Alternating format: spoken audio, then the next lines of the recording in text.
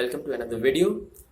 This video is going to be about padmasan, which is called the Bound Lotus pose, and it is also going to be about vajrasan, the Bound Thunderbolt pose or the Bound Diamond pose. So basically, we all know that in order to have a healthier body or a fitter body, it's better to have a higher center of gravity, unless of course if you belong to certain physical contact sports like wrestling or rugby or even powerlifting, which requires a lower center of gravity. Unless you belong to that sporting world, you would actually prefer having a higher center of gravity. So since we are basically working on developing the upper body, and one of the basic things that we need to do is we need to raise the center of gravity in order to make sure that the upper body development happens properly. The center of gravity also needs to go a little bit higher, and also you would actually prefer it that way if you want a fitter and healthier body. So today's postures are basically postures that help in raising the center of gravity.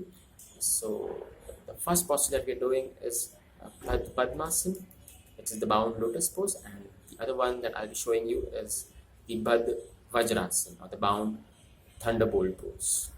So let's have a look.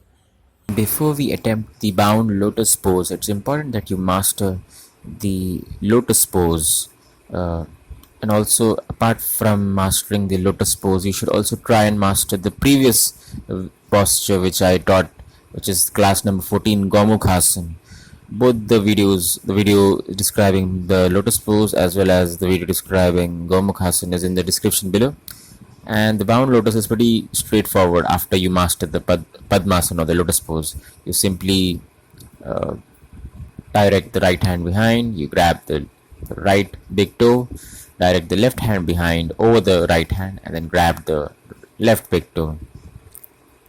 And that's about it. You basically then just try to make sure that the weight falls on the knees, the back is straight, the lower back is pushed in front, the shoulder blades are brought as close to each other as possible so that the chest muscles extend properly. After all, we are trying to make sure that the chest muscles are properly stretched so that they are not hyperactive. And then you maintain this posture for around half a minute, and you do it 4 times. So that's about it. This is the Bound Lotus. This is extremely good for frozen shoulder problems, and it's also good for maintaining an erect posture when you're sitting in padmasan or the Lotus pose. The next posture that we look at is similar to this, which is the Bound Diamond pose. The Bound Diamond pose requires you to master the tantric version of vajrasan. If you're not familiar with this vajrasan pose, you can check out the class number 6, which is about the tantric version of vajrasan. The video link is in the description below. You obviously need to master this posture before you can attempt the Bound Diamond pose. In vajrasan, you direct your right hand behind and try to grab the left ankle joint like this, and then you direct the left hand behind over the right hand and try to grab the right ankle joint. When you do this, make sure that the knees are together and they remain on the floor, and also you push the lower back in front, and simultaneously you extend the chest muscles by trying to bring the shoulder blades close to each other. Also maintain this for half a minute, just like the Bound Lotus, and do 4 rounds of this.